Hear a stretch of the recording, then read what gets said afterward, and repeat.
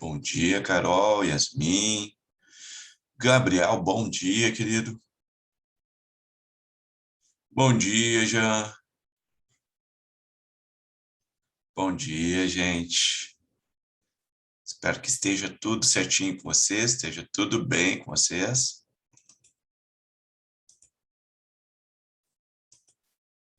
Salve, João, bom dia, querido.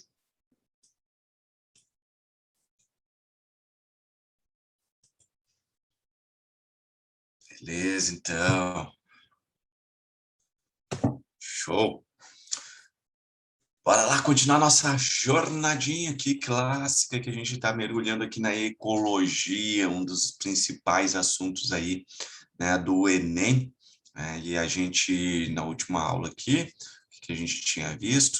Voltando aqui, sim, a gente tinha visto dinâmica de populações, né? Então, como, né, as populações, elas interagem com o meio, interagem com outras populações, com outras espécies, e isso acaba desencadeando toda uma relação aí de, né, modulação do tamanho populacional. Posso gravar a aula, sim.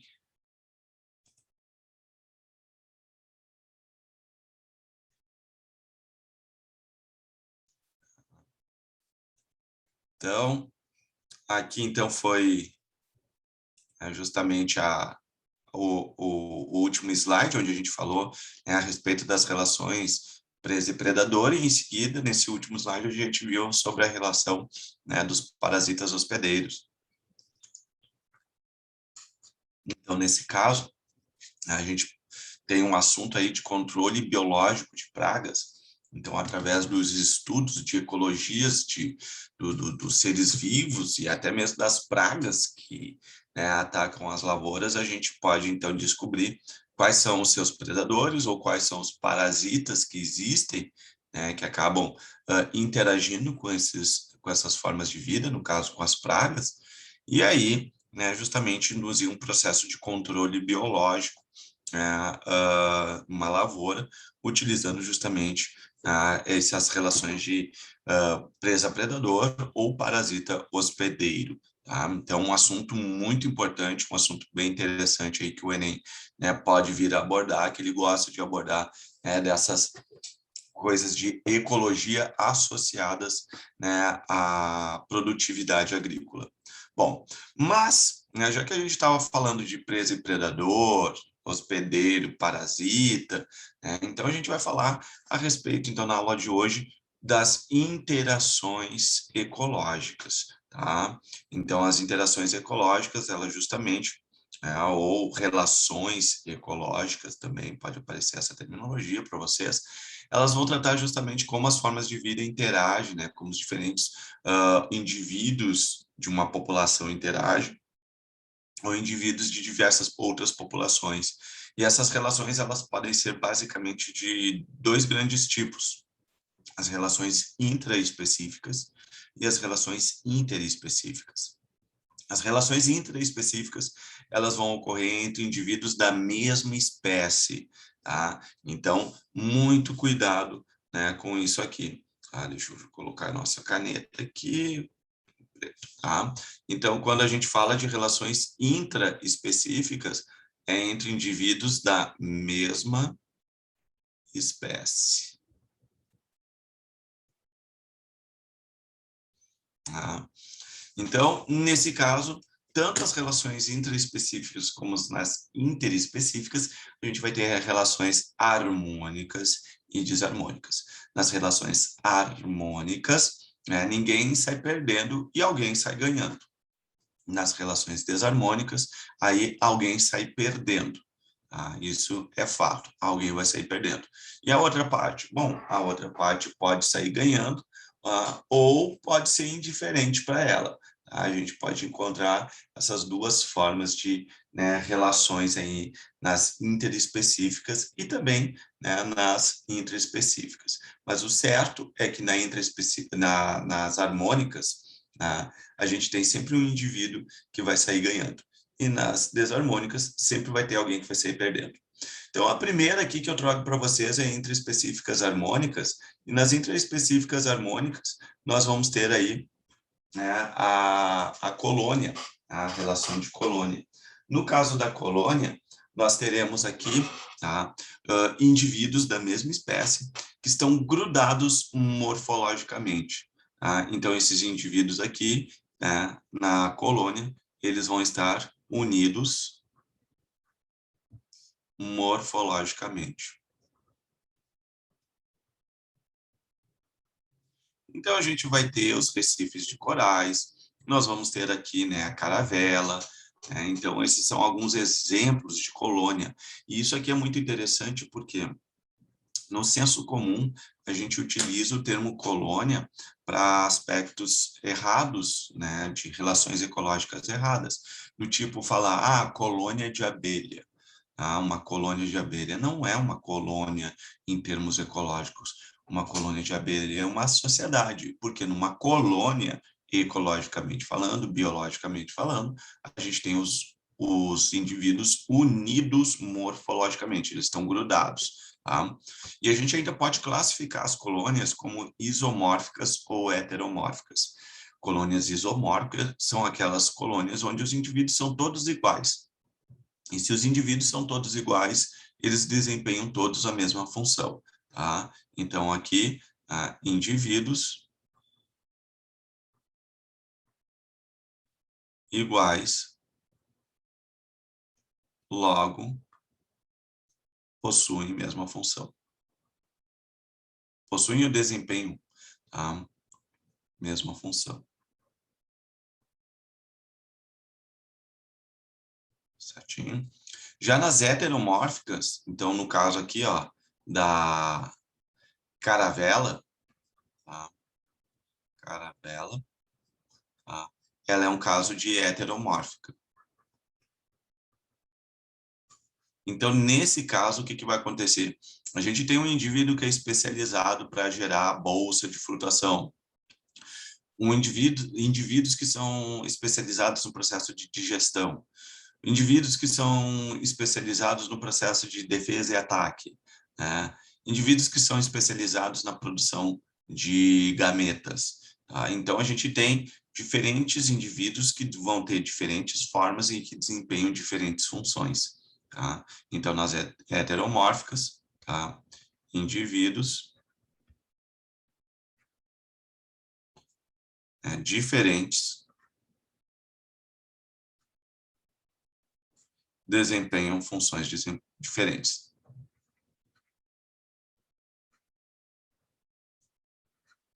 Funções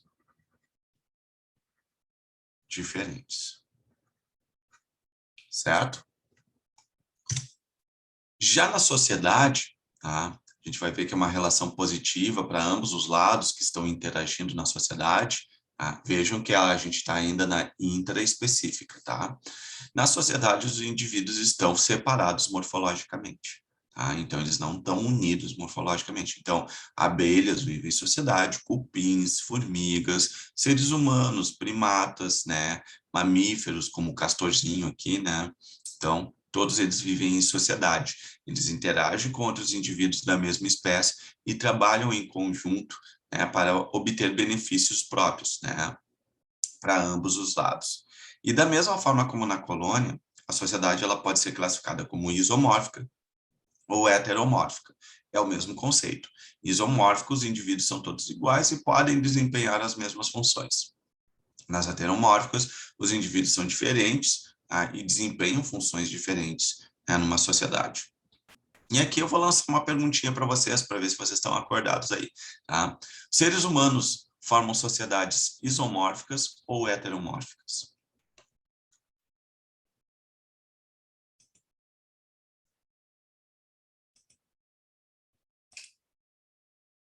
Vou repetir a pergunta. Seres humanos formam sociedades heteromórficas ou isomórficas?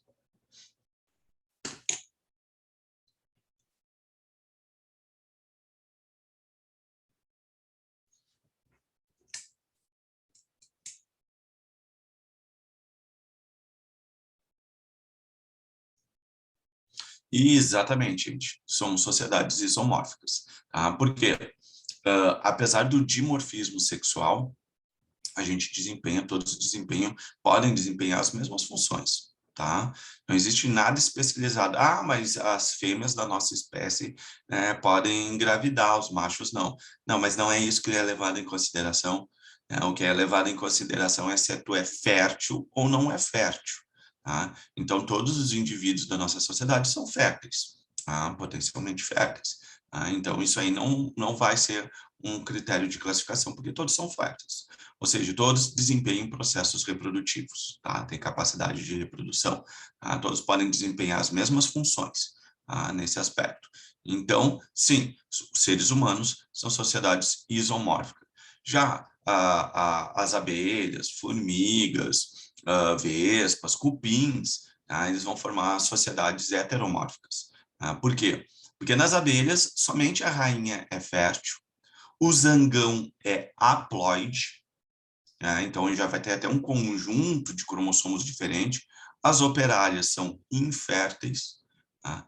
E então vejam que existe uma bem delimitada e determinada, né, função dos indivíduos dentro de uma sociedade, né, heteromórfica, tá bom? Ainda dentro das relações intraespecíficas, agora a gente vai falar das relações intraespecíficas desarmônicas, ou seja, alguém sai perdendo nessa história, tá? Alguém sai perdendo na interação. Então, a primeira que eu trago aqui para vocês é justamente a competição. Eu quero que vocês prestem atenção bem, uma coisa importante, tá? Aqui, é que nas relações intraespecíficas desarmônicas do tipo competição, observem que é negativo para ambos os indivíduos que estão envolvidos na competição, tá? É negativo para esse e vai ser negativo para esse. É negativo para esse e vai ser negativo aqui para esse.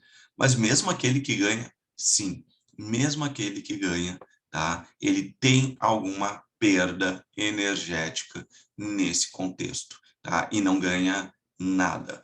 Quer dizer, não ganha nada energeticamente, mas vai ganhar, por exemplo, em território, em fêmeas para, né, reprodução, mas em termos energéticos, né? Então isso aí acaba sendo perdendo. Um perde mais, outro perde menos. Então, seria algo por classificar dessa maneira mais especificamente. Né? Um vai sair perdendo mais, o outro vai sair perdendo menos. Mas vejam que ambos saem perdendo. Não esqueçam disso. Então, cuidado que ambos saem perdendo. Cuidado que os dois lados saem perdendo. Tá? Isso na competição.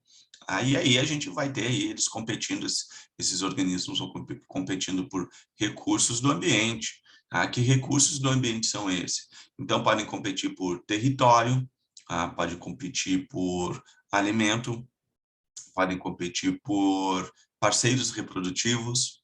Tá? Então, isso aí são relações ecológicas, recursos ecológicos, melhor dizendo, que são, né, disputados por esses indivíduos. Tá? Já o canibalismo, a gente vai ter uma relação de positivo para um lado e negativo para outro. Tá? Então, a gente tem vários exemplos de canibalismo na natureza, ele é bem, né, presente. Então, no canibalismo aqui do fêmea do louva-a-Deus, tá aqui a fêmea, tá? E esse aqui, né, é o macho. Opa, fiz o contrário ali, o símbolo. Misturei as coisas. Tá? Então, esse aqui é a fêmea e esse aqui é o macho. Né? Então, nessa relação aqui, o macho sai perdendo, né? E no canibalismo, a gente sempre tem uma relação de alimentação, tá? Existe o contexto de alimentação. alimentação. Tá? Então, a palavra-chave seria essa aqui, ó. Vai um se alimentar do outro, só que é da mesma espécie. Positivo para quem se alimenta, obviamente negativo, né, para quem vira a refeição nessa história. Tá? Então, no caso do louva-a-Deus aqui, o macho copula com a fêmea e logo é aprisionado, é capturado e devorado pela fêmea. Nesse processo. A Viúva Negra aqui, que não é a Scarlett Johansson, tá bom? Então, aqui a Viúva Negra também é a mesma coisa. Um macho que é bem menor que a fêmea vai lá, introduz a espermateca na fêmea e sai correndo. Agora, se ele não sai correndo, né, de maneira eficiente e rapidamente, a fêmea vai capturar ele e vai utilizar ele de refeição. E nós temos aqui o famoso Hannibal Lecter, do Dr. Hannibal Lecter, do clássico do cinema, O Silêncio dos Inocentes, também praticava o canibalismo. Ele comia outras pessoas, carne de outras pessoas. Então, sempre tem a relação de alimentação, positivo e negativo.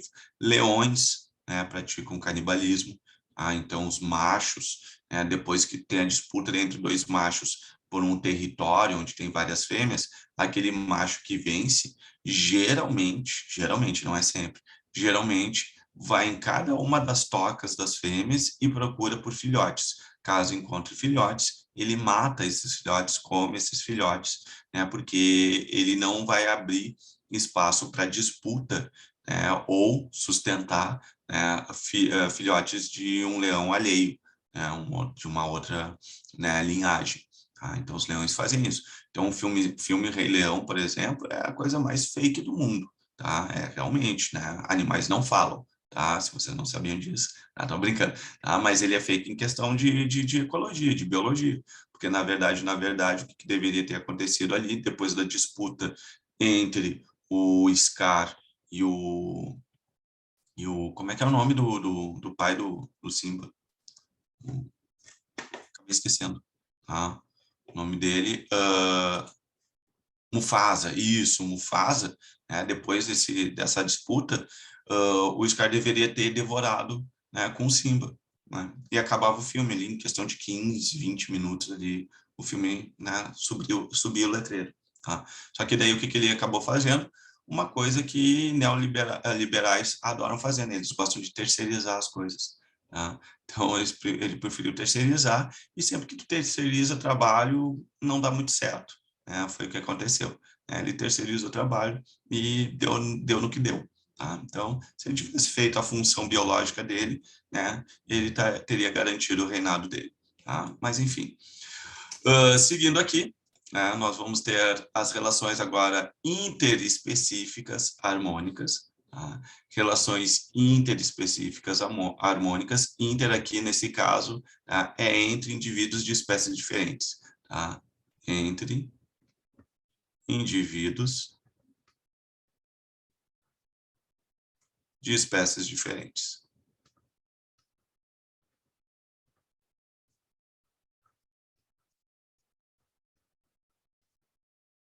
Tá?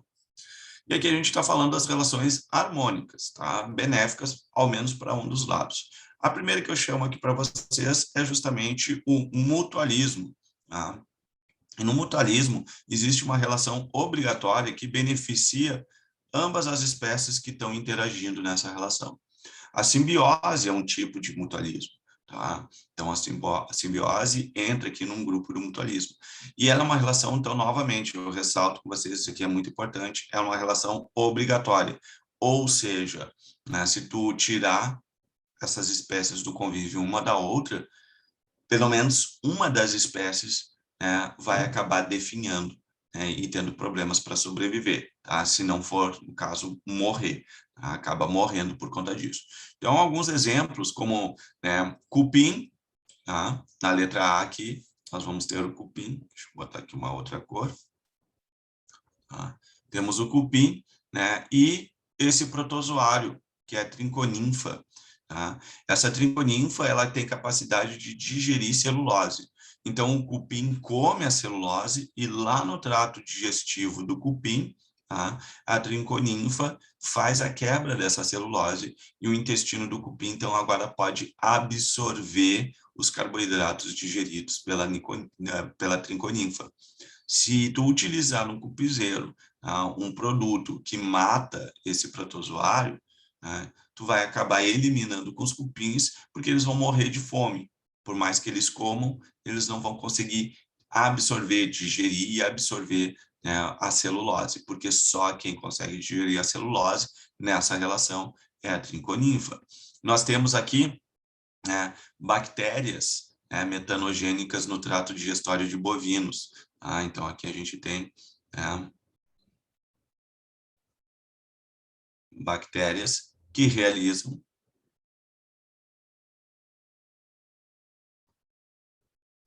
a digestão de celulose,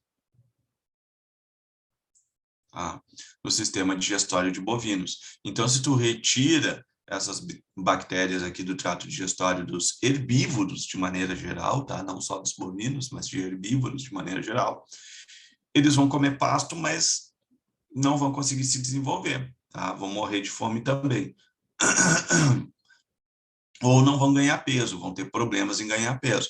Vai ficar que nem nós, seres humanos. A gente não tem capacidade de digestão de celulose porque a gente não tem, né, essa relação simbiótica, essa relação mutualística com bactérias que digerem celulose.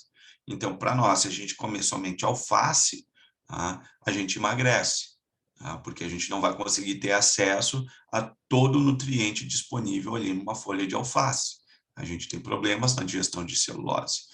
Já o gado não tem problema nenhum, tanto que o gado engorda comendo somente alface, somente comendo vegetais. Tá? Então, por causa dessa relação mutualística. E aqui a gente tem os líquens. Tá? Aqui, líquens. Aqui é outra relação mutualística bem comum de aparecer nas provas, os líquens, que é a relação entre fungos, tá, e algas. Tá? Então, aqui a gente vai ter uma relação, né, de fungos mais algas, tá? Formando, então, os líquens, que é outra relação mutualística bem cobrada. E, por último, aqui, né, acabei não indo na ordem, né, que na letra B, a gente tem outra relação mutualística, que é entre raízes de leguminosas e bactérias fixadoras de nitrogênio, né, do gênero Rhizobium. Então, cada um desses nódulos que vocês estão observando aqui nessas raízes, tá? Então, isso aqui é um nódulo de bactérias fixadoras de nitrogênio nas raízes de leguminosas, tá? Qual é a característica que distingue o mutualismo do comensalismo da protocooperação? Tá? A característica que distingue é que o mutualismo ele é obrigatório, conforme eu estou comentando aqui com vocês. Tá? Ele é obrigatório. É essa característica que distingue. Tá? Já na protocooperação, essa relação é facultativa. Essa cooperação é benéfica para ambos os lados, mas ela é facultativa. A protocooperação, a gente também pode chamar de mutualismo, é um tipo de mutualismo, só que é um mutualismo facultativo. Tá? Facultativo. Tá? E na protocooperação aí, a gente vai ter aí as relações entre, por exemplo, o paguro e uma anêmona. Né? Então, aqui a gente tem ou caranguejo ermitão, também pode aparecer o termo, e aqui a gente tem uma anêmona sobre as costas. Então, qual é a vantagem desse paguro de levar a anêmona? Proteção, porque as anêmonas têm tentáculos urticantes. E qual a vantagem da anêmona, no caso de andar nas costas de um paguro? Justamente mobilidade, já que ela não tem mobilidade. Então, ela consegue se movimentar e, logo, se movimentando, ela tem vantagem na captura de alimentos. Aqui a gente tem na letra E né, o peixinho palhaço. O peixe palhaço, ele vive no meio das anêmonas, tá? E ali as anêmonas têm também, né, os quinidócitos, né, são quinidários, que têm toxinas urticantes, né, neurotoxinas. Ah, mas eles não são afetados? Não, eles não são afetados porque eles têm uma glândula que produz um muco, né, que recobre o corpo deles, que acaba deixando eles resistentes, né? Eles não acabam não sendo afetados por esses quinidócitos, das anêmonas. Então, aqui, qual é a vantagem? Bom, aqui o peixe palhaço, ele vai ter proteção, e as anêmonas? Os peixes palhaços, eles consomem restos e parasitas que, porventura, possam aparecer aqui nas anêmonas, se ficarem presos nas anêmonas. Então, eles fazem limpeza. Tá? Então, é uma relação, vejo, que é positivo-positivo, né, para ambos os interagentes nessa relação interespecífica. Aqui, o que a gente observa? Tá? Na letra B, a gente tem ali um antílope e a gente tem aqui um pássaro papa-carrapato. Tá? Então, o que ele vai obter, esse pássaro, o antílope, por deixar, né, esses pássaros pousarem em suas costas, não ficar, né, corcoviando, né, ou espantando eles, né, tem como vantagem se livrar dos parasitas. E os pássaros, em contrapartida, tem como vantagem conseguir alimento. Tá? Aqui na letra C também, ó. Só que isso aqui a gente está observando as costas de uma girafa, né? E aqui o passarinho, né, fazendo uma refeição, comendo piolhos, pulgas, carrapatos, qualquer tipo de parasita, né, inseto que esteja aqui no lombo dessa girafa. Tá? Então, é uma relação, né, de protocooperação entre os dois. E na letra F, tá? Letra F, a gente tem uma treta bem boa. Tá? Então, a gente tem aqui um caso controverso, um caso controverso, porque dependendo de como eu descrevo a história para vocês, tá? Eu posso ter uma protocooperação, né? Ou eu posso ter aqui uma relação de esclavagismo, que é uma relação interespecífica desarmônica. Então, vamos lá. Como a gente está na protocooperação, a história que eu conto para vocês é a seguinte, tá? Pássaro palito e o crocodilo é protocooperação? Sim, é protocooperação. Tá? Então, no caso aqui das formigas e dos pulgões, tá? Que eles são afídeos, tá? Os pulgões fazem o quê? Os pulgões, eles bebem a seiva da planta, seiva elaborada, que é açúcar, docinho, nutritivo. Tá? E o que as formigas fazem? As formigas arrebanham esses pulgões, tá? E fazem com que eles bebam a seiva e aí elas pegam, né, o cocô deles, né, o cocô desses pulgões, que nada mais é do que açúcares, né, e come uma parte e leva o restante para o formigueiro, porque lá no formigueiro daí elas fazem uma cultura de fungos, né, com essa seiva que sai pelo trato digestório dos afídeos. Né? E qual a protocooperação aqui? A protocooperação é a seguinte: enquanto que os pulgões entregam, né, seiva elaborada para as formigas, em contrapartida, dão proteção para os pulgões. Então, quando começa a chover, as formigas vão lá, tiram os pulgões ali do galho da árvore e deixam eles sob proteção contra a chuva. Ou se aparece uma joaninha, joaninhas são predadoras de pulgões, tá? Elas são vorazes, predadoras de pulgões. Quando aparece uma joaninha, as formigas vão lá e protegem os pulgões, né, contra o ataque da joaninha. Beleza. Tudo que vejam que a história é importante vocês lerem com atenção. Não é para decorar, tá? Eu já chamo a atenção aqui de vocês. Não decorem esses exemplos. Vai dar merda, tá? Não é para decorar exemplos. Exemplo é só para ilustrar, tá? Vocês têm que entender a relação, tá bom? Se vocês decorarem exemplos, pode dar um chabu forte, tá? Então, nessa história que eu acabei de contar para vocês, é uma protocooperação. Vejam que formigas têm vantagem, seiva elaborada, né? Açúcares, e os pulgões têm vantagem, proteção. tá? Eles vão ter proteção. Então, é uma relação de própria cooperação. Quando eu chegar lá em escravagismo, tá? Aí eu comento, faço, digamos assim, a outra versão da história. Sabe aquela versão do filme aqui que lançaram, né? O menino que matou meus pais e a menina que matou os pais, tá? Exatamente, tá? Então a gente pode ter duas versões, né, dessa história. E aí a gente vai classificar de maneira diferente. Mais uma relação interespecífica, ou seja, entre indivíduos de espécies diferentes, né? Harmônica, o comensalismo. Tá? O comensalismo, ele vai ser uma relação que vai envolver refeição, tá? Geralmente, tá? É a refeição. Deixa eu só colocar aqui, tá? Comensalismo.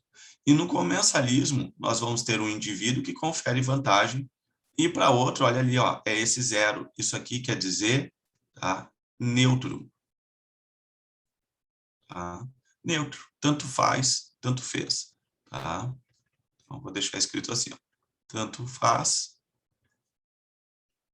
tanto fez. Tá? É indiferente para uma das espécies. Tá? Então, no comensalismo, ele tem a ver, tá? Ao contexto de alimentação. Geralmente, tá? Porque existem diversas formas de comensalismo, tá? Então, aqui, então, uma delas está envolvida com a alimentação. Depois eu comento uma outra, tá? Então, no caso de comensalismo, né, positivo e zero, a gente vai ter aqui, ó, as rêmoras, tá? Então, isso aqui é uma rêmora, ou peixe piloto, que elas andam grudadas, né, ao ventre ou ao tubarão, e aí o que acontece? O tubarão vai lá, faz a refeição dele, e fica os restos da refeição dele boiando, né, ali no mar. Né? Então as rêmoras daí se desprendem do tubarão e vão lá e comem esses restos.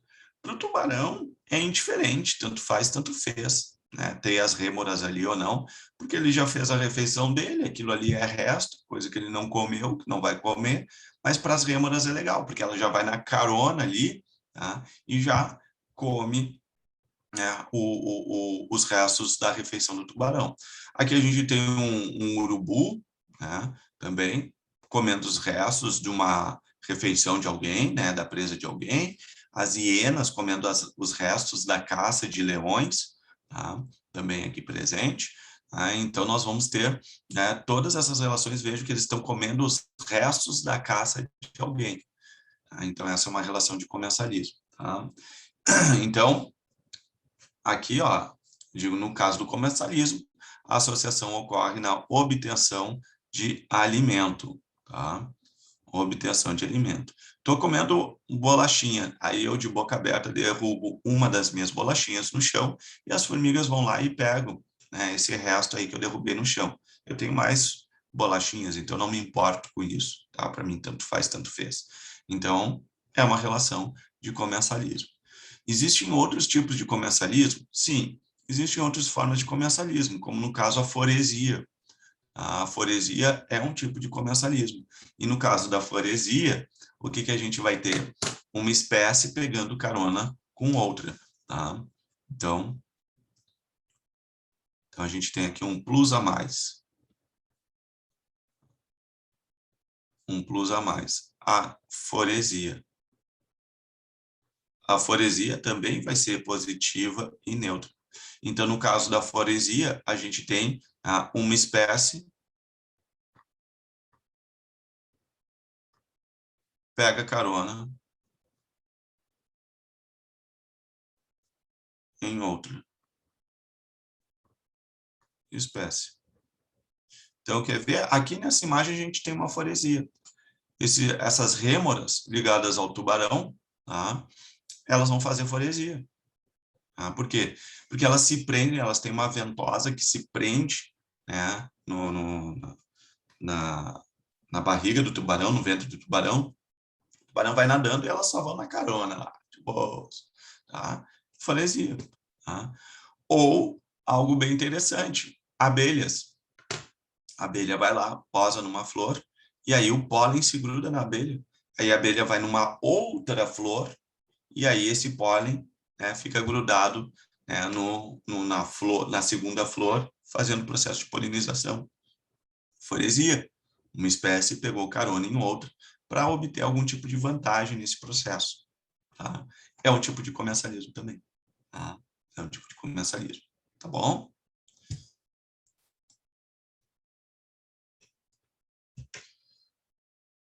Inquilinismo. Tá? Inquilinismo. O inquilinismo, alguns autores também dizem que é uma forma de comensalismo, tá? Mas aí a gente especifica aqui, daí a gente está especificando as coisas, né? Então, no caso do inquilinismo, é uma relação positiva e neutra também, tá? E no caso do inquilinismo, a palavra-chave nessa relação de associação, tá? É justamente aqui, ó, se falar em proteção, abrigo, suporte físico, tá? Suporte.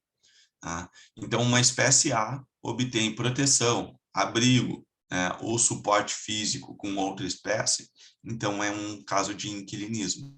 Tá? A gente está observando inquilinismo. Nessa letra A aqui, ó, a gente está vendo aqui o peixe-agulha, tá? E esse peixe-agulha, ele vive no ânus do pepino do mar. Tá? Então, ele vive ali dentro. Tá? Então, na rabiola do pepino do mar.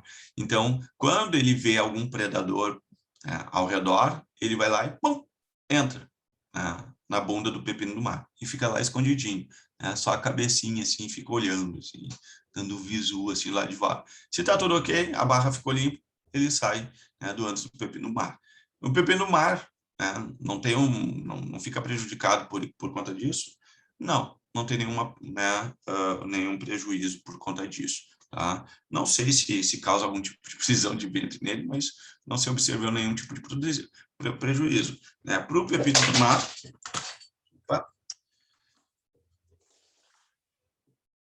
do mar, vai ser indiferente. Tá?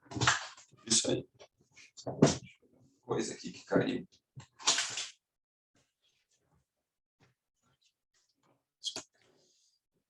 Os esquilos morando no tronco de árvores, tá? Também é uma relação que a gente vai denominar como inquilinismo. Tá? Eles não prejudicam nada, né, a árvore onde eles estão vivendo. Né? As bromélias, que são epífitas. Tá? Então, aqui na letra B, né, a gente vai ter o epifitismo, então bromélias vivendo no tronco ou nos galhos de outra árvore, também é uma relação de inquilinismo. As orquídeas também formam uma relação de inquilinismo. Então, a gente tem aqui plantas realizam o epifitismo, que é uma forma de inquilinismo. Tá? Então, aqui a gente tem as bromélias e orquídeas. Certo?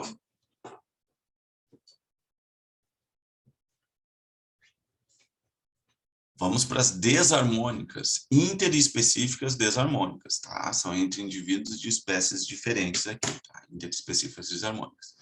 Então, a primeira que eu trago aqui para vocês agora é o amensalismo ou antibiose. No caso do amensalismo ou antibiose, ele vai ser neutro para um lado, tá? E vai ser prejudicial para o outro lado. Tá? E aqui vocês prestem bastante atenção que o Enem ele é um bloco-chave. Tá? Aqui para o Enem, as relações, na verdade, exatamente a aula de hoje é a maior parte das questões de ecologia. Tá? É a maior parte das questões de ecologia são as relações ecológicas. Tá? É um dos que mais aparece. Tá? Diz assim, ó, se eu não me engano, acho que é o primeiro que mais costuma aparecer em questões de ecologia, tá bom? E o amensalismo ou antibiose é um desses, tá? Que costumam aparecer mais rotineiramente. Por quê? Porque no caso do amensalismo antibiose, temos uma espécie A e espécie B. E a espécie A, ela produz metabólitos, tá? Ela produz substâncias secundárias do seu metabolismo que acabam interferindo na capacidade de outras formas de vida se desenvolverem, né? Ocuparem, usarem recursos, né? De uma determinada área. Então, a gente observa como as folhas de eucaliptos e de pinos, que quando a gente olha no chão, né, de uma floresta de eucaliptos e de pinos, a gente vê uma baixa diversidade de plantas. Praticamente o solo está nu aqui. Tá? Não existe, né, uma diversidade de plantas aqui. Uma que outra consegue nascer ali. Por quê? Porque elas justamente liberam, né, uma toxina, tá, que impede a germinação de outras plantas naquele solo. Tá? Então, é um caso de alelopatia, que a gente vai denominar, esse caso. A alelopatia é um impedimento, né, de outras plantas conseguirem, germinar naquela região. A maré vermelha, que é ocasionada por microalgas, as pirrófitas, que são dinoflagelados, também é um produto secundário, né, que é até uma toxina, que impede com que outros micro-organismos e até mesmo os vertebrados consigam consumir, né, utilizar os recursos daquela área. Então, a maré vermelha é um exemplo de amensalismo. E o clássico aqui é o fungo penicillium, tá? O fungo penicillium, que é o responsável justamente pela produção, né, da penicilina. A penicilina, que é um antibiótico, ela interfere no crescimento de bactérias, tá? Então, ele inibe a proliferação de bactérias. A palavra-chave, geralmente, é inibição ou impedimento, tá? Essas duas palavras-chave aqui são as que costumam aparecer nos enunciados, que vão indicar que é um caso de amensalismo ou antibiose, tá? É isso aqui mesmo. Predatismo. Tá? Então, nós temos a relação aqui de predatismo, e o predatismo, palavra-chave, o evento-chave, também está associado, tá? Assim como o canibalismo, ao processo de alimentação. Tá? Então, a alimentação. Então, a gente tem, tá, o canibalismo, que é uma intraespecífica desarmônica, que é a alimentação, e quando é entre indivíduos de espécies diferentes, nós vamos ter o predatismo. Obviamente, a gente vai observar que é uma relação positivo e negativo, né? Positivo para quem se alimenta e negativo, né, para quem vira refeição. E aqui, né, nessa imagem, a gente observa justamente aqui a Joaninha devorando, né, um pulgão, tá? Tá devorando ali um pulgão.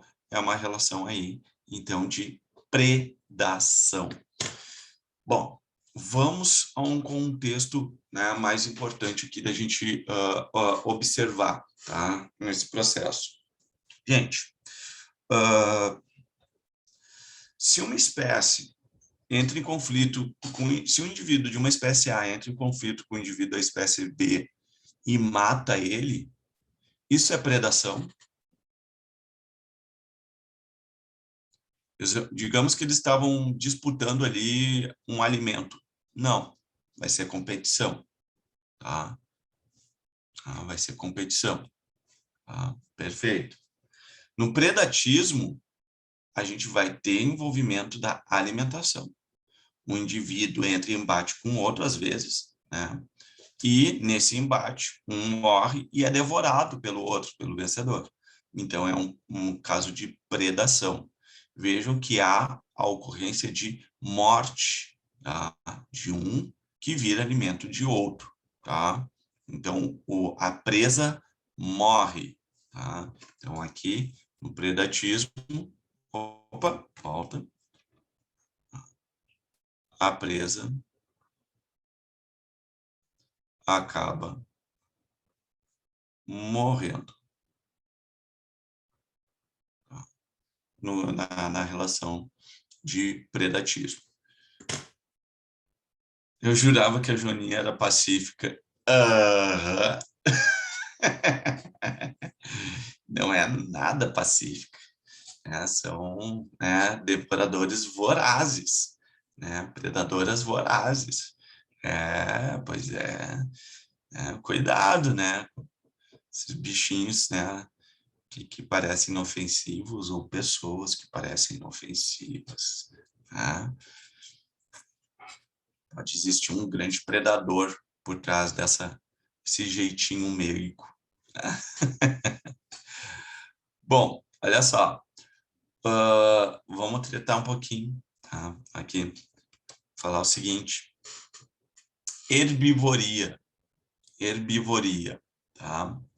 Que é quando um herbívoro come o produtor, né? Uma planta. É predação, sim ou não? O que vocês acham?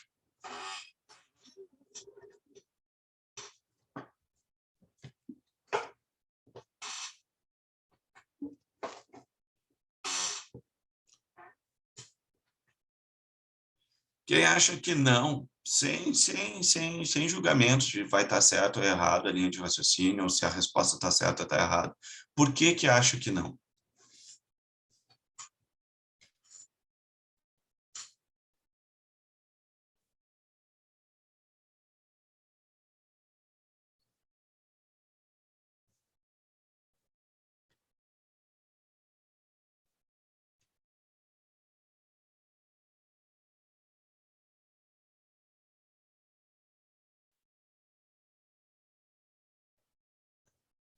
Hum, ó, duas respostas diferentes. Bom, interessante.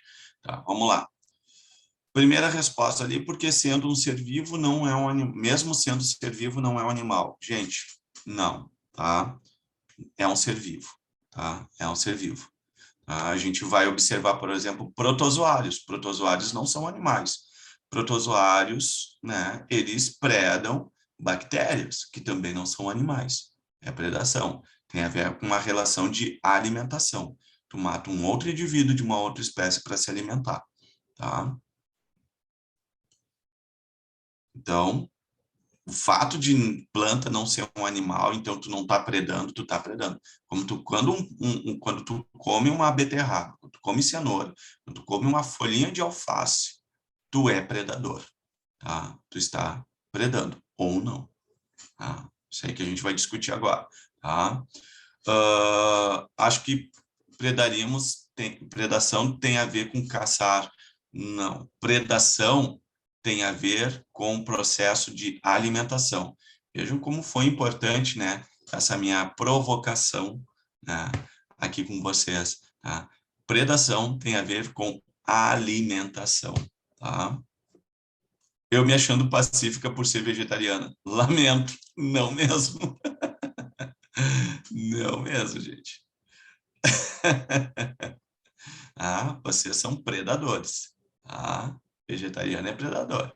Ah, ó, acho que sim, porque o princípio é o mesmo. Ah, o princípio é associado à alimentação, acredito que seja por aí a linha de raciocínio, né? Ótimo. Só existe uma forma de tu não ser predador. Se tu for autótrofo ou se tu for decompositor. Se tu for decompositor ou autótrofo, aí tu não vai ser um predador, tá?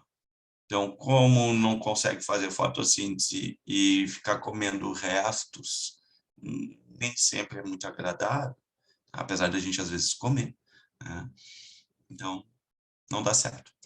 Então, olha só, vou ilustrar aqui para vocês essa treta, né? Só não dá para ouvir a salada gritando, mas ela está gritando.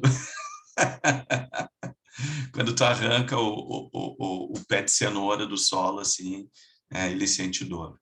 Não, não sente, não tem sistema nervoso. Mas plantas sinalizam quando elas estão sofrendo herbivoria.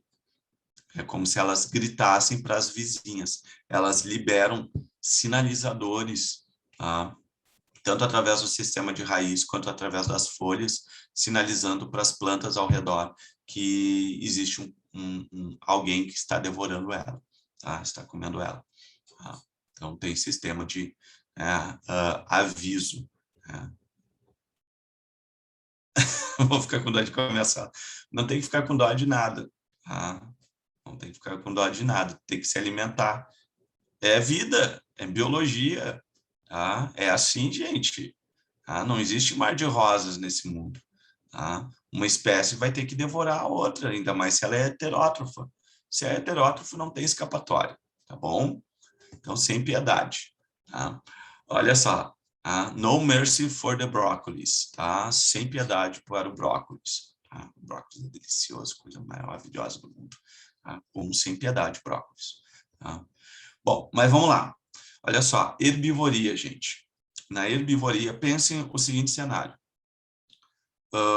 Uma girafa, ali eu acabei olhando a girafinha ali, uma girafa comendo as folhas de uma árvore. Tá? Imaginaram? Viram a girafa comendo as folhas da árvore? Beleza? Pergunta, ela está fazendo herbivoria? Sim, está fazendo herbivoria. Mas agora vem a pergunta-chave. A árvore morre por causa disso?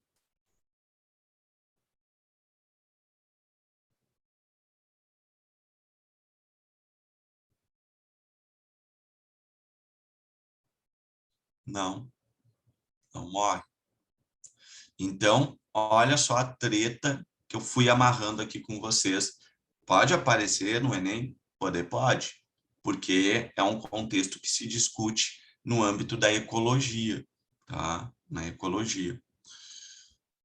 Alguns ecólogos, não é ambientalista, é ecólogo, tá? Profissional da área, tá? Alguns ecólogos discutem que, na verdade, a herbivoria é uma forma de parasitismo. Uhum. É uma forma de parasitismo. Por quê? Porque no parasitismo, o parasita se alimenta de outra espécie, mas sem levá-la à morte, geralmente. Tá? Geralmente. Tá? Então, ele vive às custas de outro, tá? Nessa relação. E é uma relação de dependência. Ele precisa daquele outro para conseguir, né, sobreviver. Então, uma girafa precisa da planta para sobreviver. Só que quando ela se alimenta daquela planta, ela não mata a planta. Ela está praticando uma herbivoria, a herbivoria se qualifica muito mais como uma forma de parasitismo. Tá? Então, fica aí o chamado de atenção, né, quando vocês lerem uma questão, tá, sobre principalmente a herbivoria. Tá? Então, vejam se ele está deixando claro, tá, essa relação. Acho difícil vir ser cobrado, acho difícil, mas não me surpreenderia, tá bom? Então, alguns autores não consideram herbivoria predação. Eles vão considerar parasitismo, tá? Parasitismo. E aí tem uma galera, uns ecólogos um pouco mais loucos, daí aqui é ponto final, né? Aqui é um off para vocês. Tem uns ecólogos um pouco mais loucos que dizem que, na verdade, a predação é um parasitismo exagerado, tá? Então, aí com louco a gente não discute, né? A gente deixa falar. Só, assim, tem uma galera, né, que defende essa ideia. Mas aí é um off, fechando o off para vocês, tá bom? Então, voltando aqui, parasitismo. No parasitismo, vejo que é uma relação positiva para um lado e negativa para o outro. Tá? Exatamente como o predatismo, exatamente. Só no caso do parasitismo, a interação entre o parasita, tá, e o parasitado, o hospedeiro, tá, é que o parasita ele retira, tá, seus alimentos orgânicos do corpo do hospedeiro, tá, prejudicando ele. Mas geralmente, olha só, geralmente não mata. Tá? Geralmente não mata. Ele prejudica, né? Prejudica, mas não mata. Então, esse é o parasitismo. Mas tem uns que matam, tá? Tudo bem. Por isso que existe essa palavra aqui, ó, geralmente. Tá? Por quê? Conforme a gente viu, né, na aula passada, final da aula passada, aqui a relação hospedeiro e parasita, Tá aqui o parasita, aqui embaixo, ó. Gente, se esse parasita extermina com as larvas, se ele mata com as larvas todas, tá? Vai ter recurso alimentar para eles? Não. Ele não tem mais de onde viver, onde tirar seu sustento. Tá? Então, o parasita não visa matar o hospedeiro. Tá? Não é o foco, né, matar o hospedeiro. Acaba matando em alguns casos? Pode matar. Tá? Mas geralmente não é. Tá bom? Cuidado com esse geralmente. Então, no parasitismo, não há, né, a intenção de matar. Tá? Geralmente. Tá bom? E aí a gente pode classificar daí os parasitas de diferentes formas. Nós vamos ter os parasitas internos, que a gente vai chamar os endoparasitas. Nós vamos ter parasitas externos, como piolho, pulga, carrapato, sanguessuga, que a gente vai chamar de ectoparasitas. Tá? Nós vamos ter os parasitas intracelulares obrigatórios, como no caso dos vírus. Tá? Nós vamos ter plantas parasitas, sim, tem plantas parasitas, tá? Como o cipó-chumbo, né? A erva de passarinho. Tá? Então, essas aí são parasitas.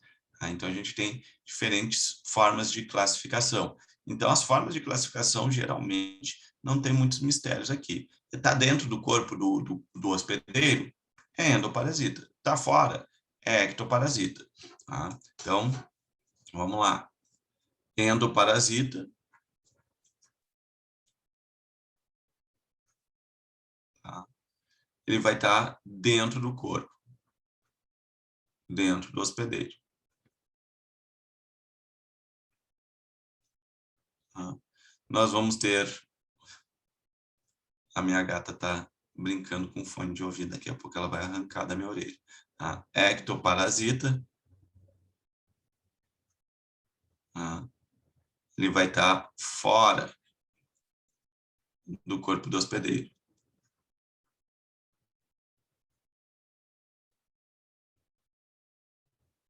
Tá? Nós vamos ter plantas parasitas.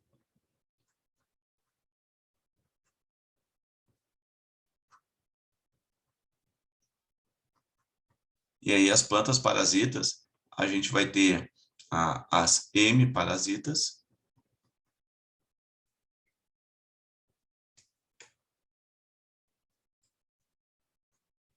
Tá? As hemiparasitas, que no caso sugam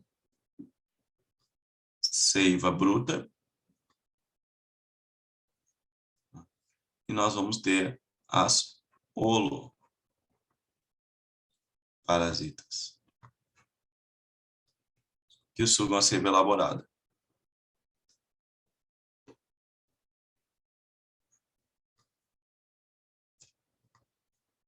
Bom.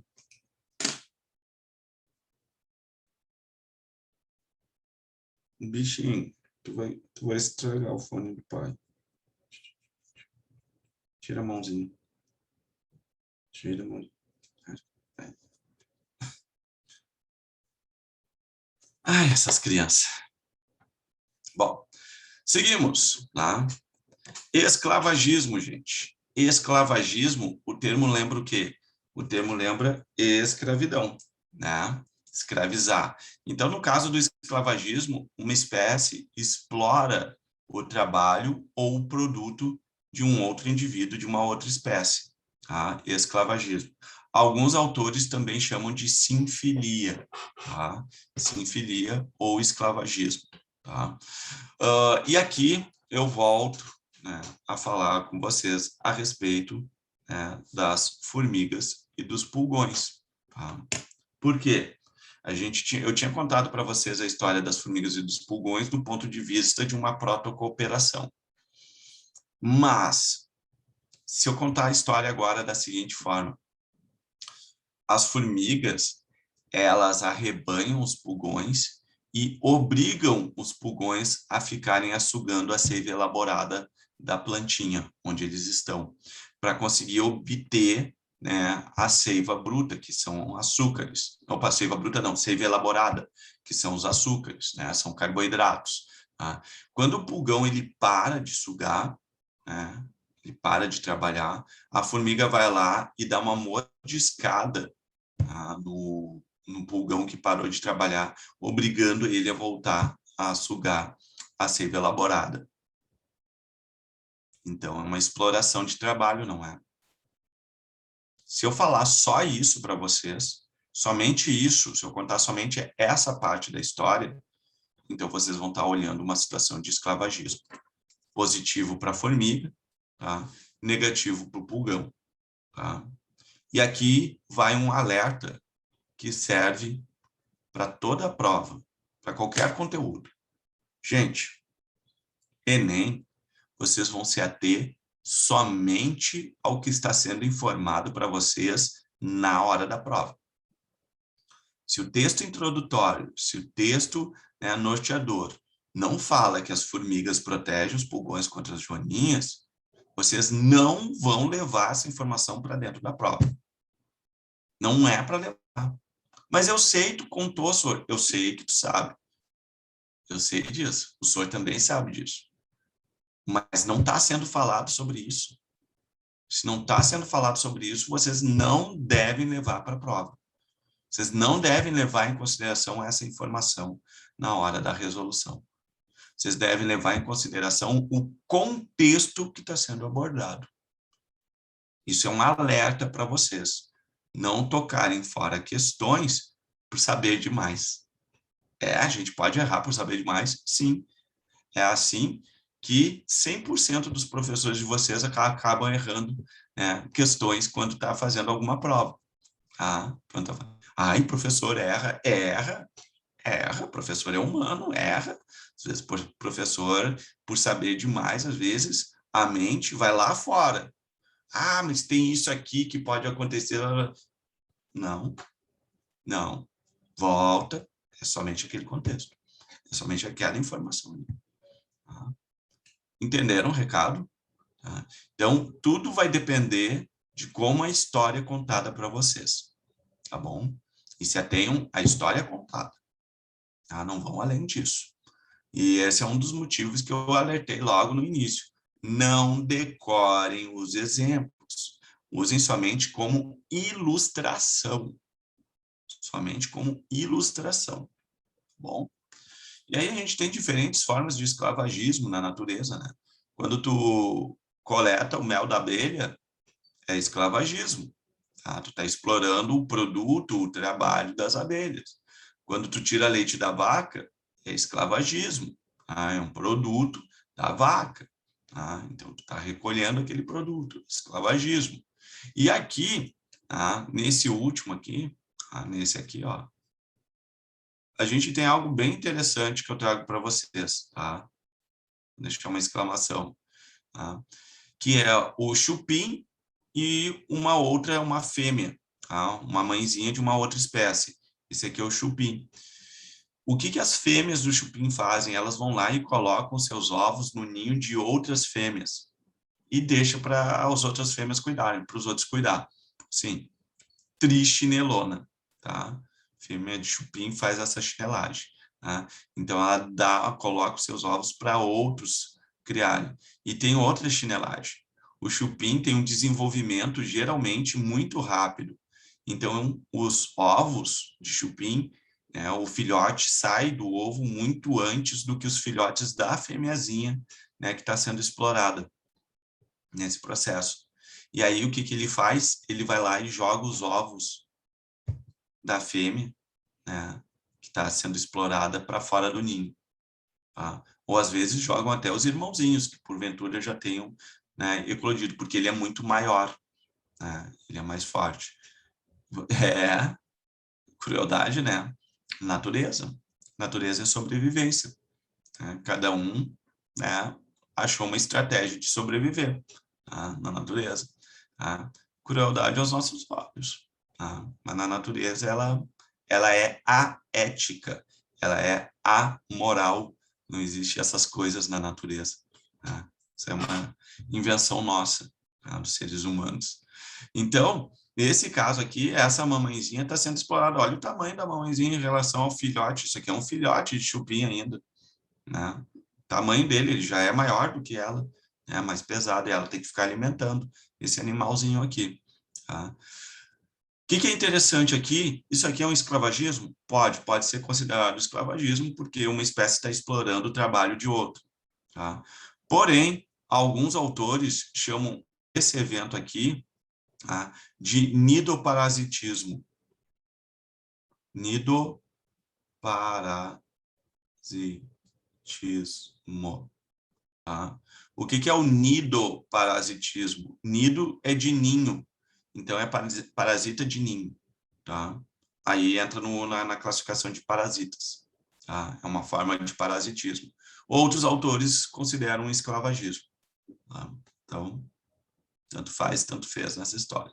Tá? Isso vai depender do contexto que vai estar apresentando a questão para vocês. Tá? E por último, aqui, a competição. Tá? A competição interespecífica entre indivíduos diferentes. Tá? Então, na competição interespecífica, nós vamos ter, assim como na intra, negativo, negativo. Os dois lados saem perdendo de alguma forma. Tá? Então, quando duas espécies estão explorando os mesmos recursos, tá? Nichos ecológicos iguais, isso aqui a gente já viu, tá? Na aula passada, ou muito semelhantes, elas entram em competição, tá? Nesse processo. Eu vou voltar lá para a nossa aula passada. Aqui, ó, competição. Negativo, negativo. É negativo, negativo, sim. A gente observou que a curva, né, da caudato fica menor do que quando ela está, né, sozinha. E, obviamente, aqui a Aurelion se lascou nessa história. Tá? Então, eu vejo que é negativo, negativo. Aqui a gente vê, né, muito claramente por que a competição é negativa para os dois lados. Tá? Sempre os dois saem perdendo. Um sai perdendo um pouco, outro sai perdendo um pouco mais, né? Ou muito, tá? Nessa história. Tá bom? Então, negativo, negativo. Ah, e um último detalhe aqui, ó. Apesar de eu ter colocado o esclavagismo na interespecíficas desarmônicas, tá? Vou deixar aqui o aviso, tá? Pode ser intraespecífica.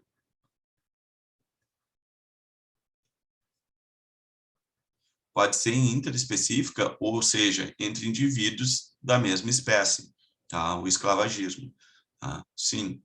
Tá? Um exemplo, né, para se usar aqui, leões, novamente, tá? Então, quando as fêmeas saem para caçar, os leões vão lá, assim que as fêmeas capturaram a caça, os leões chegam lá e espantam as fêmeas, comem, né, e aí depois as fêmeas, né, continuam comendo. Tá? Então, eles vão lá e pegam, né, as principais partes, né, até, né, da caça, e aí as fêmeas ficam com outras partes não tão nobres, por assim dizer. Isso é uma forma de esclavagismo. Os machos exploraram as fêmeas, o trabalho das fêmeas nesse processo. Tá? A nossa espécie, né? Nossa espécie aqui, acho que é a maior escravocrata da natureza. Tá? A gente faz esclavagismo interespecífico desvairado e nós fazemos esclavagismo intraespecífico também desvairado. Né? Exploramos o trabalho alheio, né? E muitas vezes sem dar nada em troca, tá? Ou dando muito pouco, né? Muito menos do que deveria. Tá? Deixa eu ver aqui. E aí fechamos a nossa aula de hoje, galera. Tá? Fechamos a nossa jornada. Dúvidas, perguntas, comentários?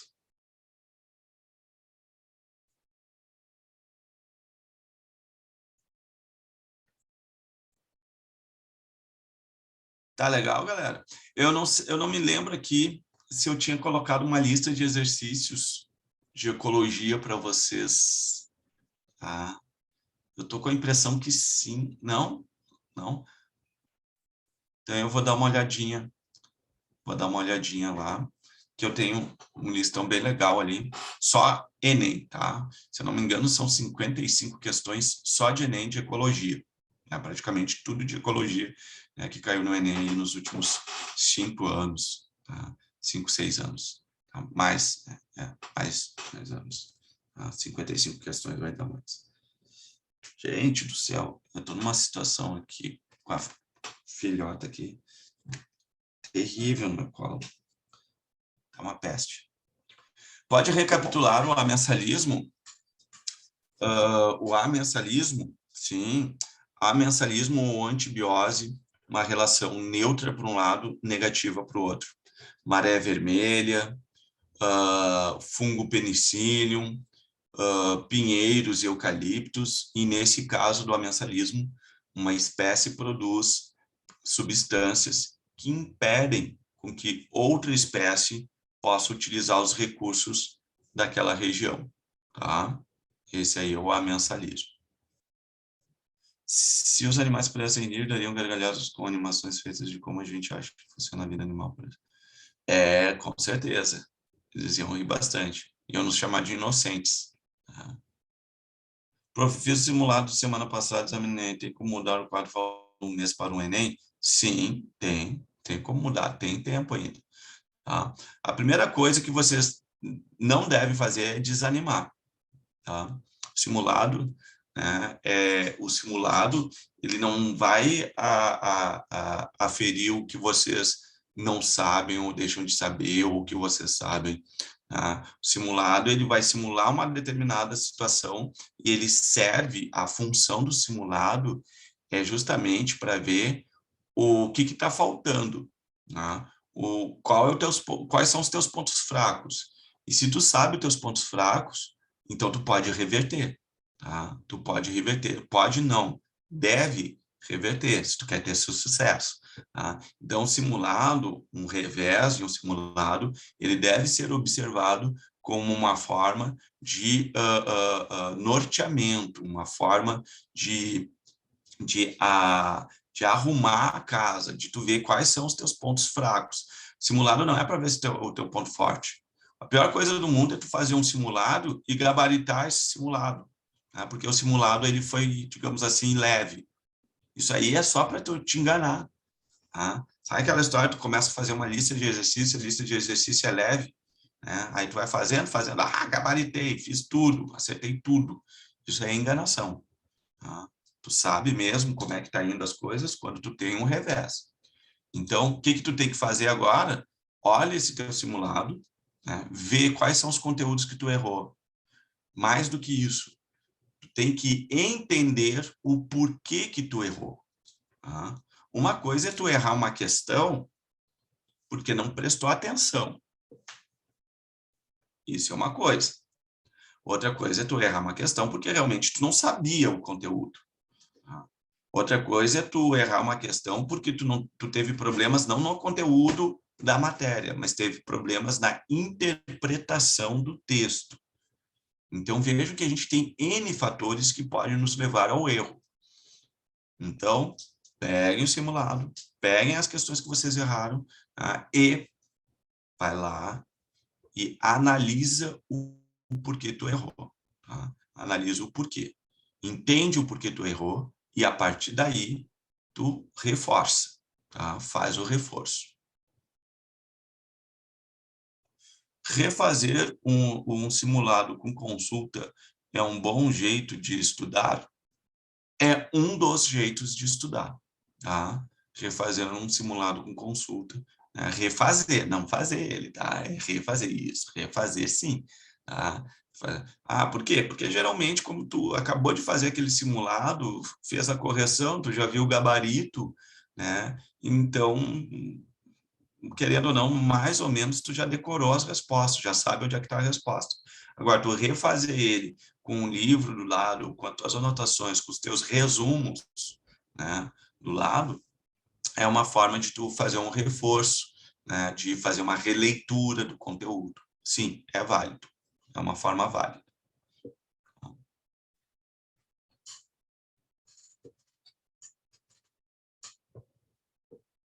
Certo, gente? O ciclo aqui, só para fechar então o último recadinho, o ciclo faltando aí que um pouco mais, né, de um mês, né,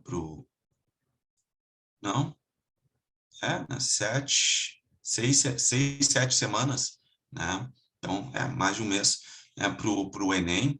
O ciclo de você é o seguinte: fazer exercícios, né, fazer os exercícios, analisar o porquê que erraram determinadas questões. Vai lá nas tuas anotações, revisa, entende o porquê e recomeça de novo. Faz mais exercícios, analisa o porquê que errou, revisa o conteúdo, fazer exercícios. Essa reta final é fazer exercícios, tá bom? Pratiquem bastante. Tá?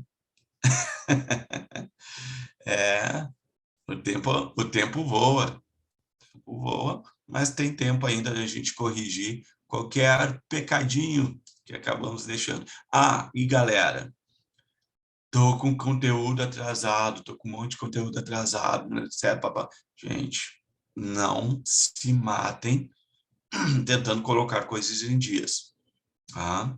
Não se matem fazendo isso, vocês vão queimar a largada, tá? Vocês vão se sobrecarregar.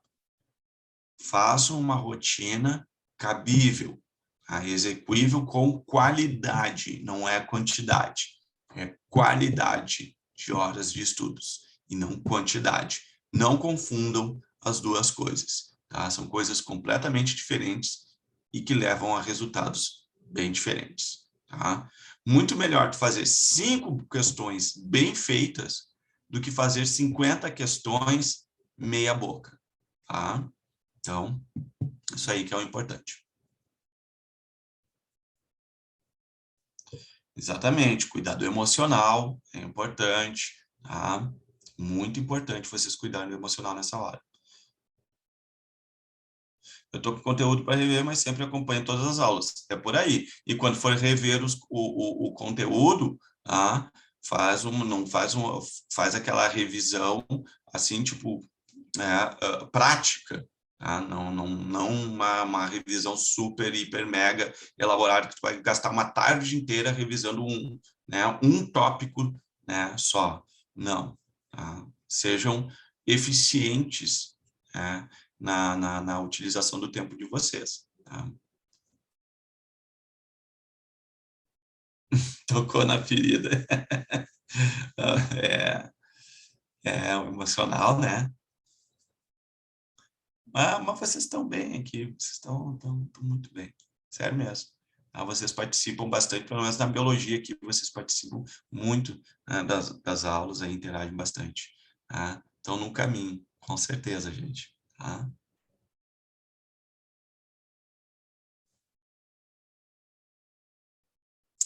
Cada um vai achar o seu tempo. Opa, por falar em tempo, gente, 10h23, então vou encerrar aqui a nossa conversa, a nossa aula. Mantenham o foco, tá? Mantenham um foco, tá? E se cuidem. Valeu, gente. Forte abraço, um beijo no coração de vocês. Boa semana para todo mundo. Vou botar uma listinha, né, para vocês. Então, no portal lá, na aula de hoje, tá? Assim que tiver liberado lá, eu coloco para vocês, tá bom? Beijo, valeu.